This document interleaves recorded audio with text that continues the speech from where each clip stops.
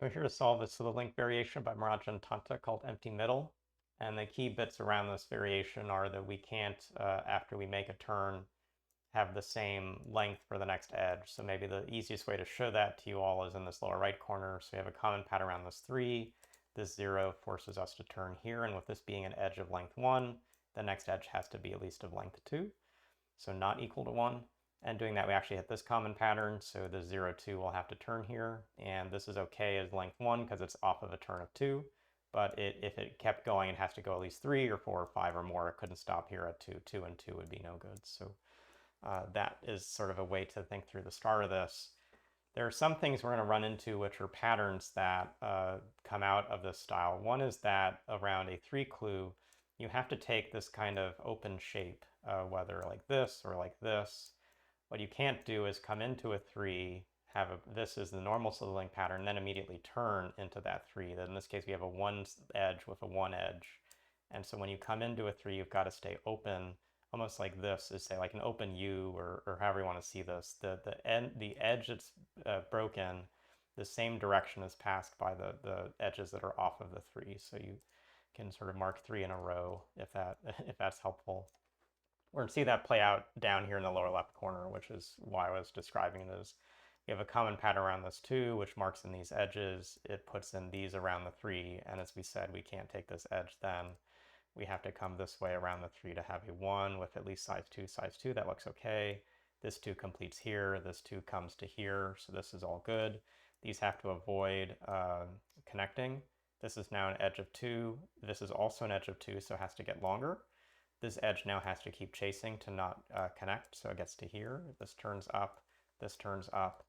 It now marks off these options around this 1, so where we said this has to be unequal to length 2, this has to immediately turn up.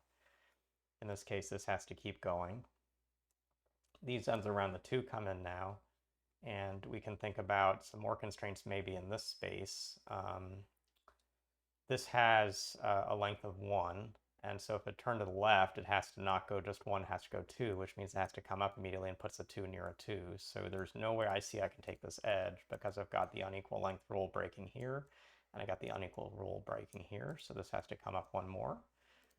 And if that comes up 1 more, then we should worry about what happens down with this edge if it turns or doesn't turn. And so let's sort of see how that goes. If this turns here, well, it can't continue to make a count of 2. 2 and 2 doesn't work. And if it comes to here, then the other option is for this to come this way, and that puts a 1 with a 1 with another 1. And so that, again, is just this edge constraint really playing out again. We can mark this edge off, mark this coming up, and now this is a 3 with a 3. This has to keep going. So these are subtle, but they're deductions that come through.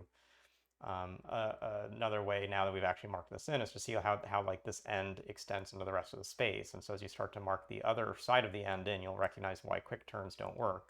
This is already off an edge of 1, and this turn is going to be an edge of 1. So instead, this has to come down another 1 to make this work. This edge of 2 with an edge of 1 has to turn this up and extend at least 1 more. So this now is an okay pattern. And we may finally get to the place some other solvers in this grid would have started, which is around the 0, 3 clue, which has this pattern. This is a diagonal 2, so it has to take an edge here, and it has 1 edge coming out from it. So we can quickly mark this off, mark this in, and we again hit this 3 pattern, which has to have extensions straight out from it, marks this into the grid. And we've got now enough that we can really work through the rest of the puzzle with all these different starting points. So let's come back to these 2 loop ends. They have to dodge. So where this turns, it's not coming down here, and where this is too long, it's got to go at least 1 more. So this comes to here. This 3 now has to take at least this edge. That marks this off, and it means we're not able to turn down here. We've got to go at least 1 more cell for this to work out. In this space, we have this 3, and we're not going to be able to corner quickly to it. So once we have this 2 turning up, this has to turn at least 1 more. Notice if this went any further, it's going to form at least this pattern, and these ends are going to come back together. So where that pattern's not acceptable, this edge can't be taken. Simply turning to the right isn't going to work because that's still going to get us into this space. So this has to turn left, but can't go any further. We can't have this end and this end connecting with the 2 1 edges, so this instead has to form this channel. This turns up and has to be at least 2 long because it's off of this edge of size 1. That means this turns up, this continues up, and we're now at this interesting part of the puzzle. We've got to come through this corner, but we still have to make the U pattern work as we've talked about before. One way that pattern would look is like this. This turning would force this 2 straight up, but now it's a 2 with a 2. So this edge has to be used. And so instead we get this way around the 3. This is a 2 with a 1, so can't come to this spot. This still looks okay, but this edge has to come up through the grid to make this 2 work. Quick cornering here would not have a 1, 1, 1 valid with the rules. So instead we come through this way. This loop end has to come over. We've got a 2 with a 1. This has to then be a 2 with a final 3. And we're through an unequal lengths puzzle that's somewhat challenging. It certainly involves some look ahead, but there are lots of subtle ways the unequal lengths constraint plays out in the grid. You see you never get any fast cornering. You always have this slow cornering, like a knight's move kind of L shape is pretty common.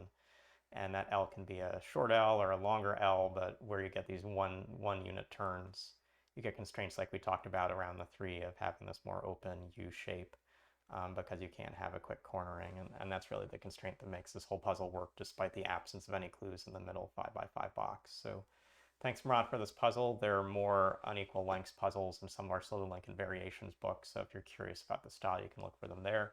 Thanks, we'll see you again soon.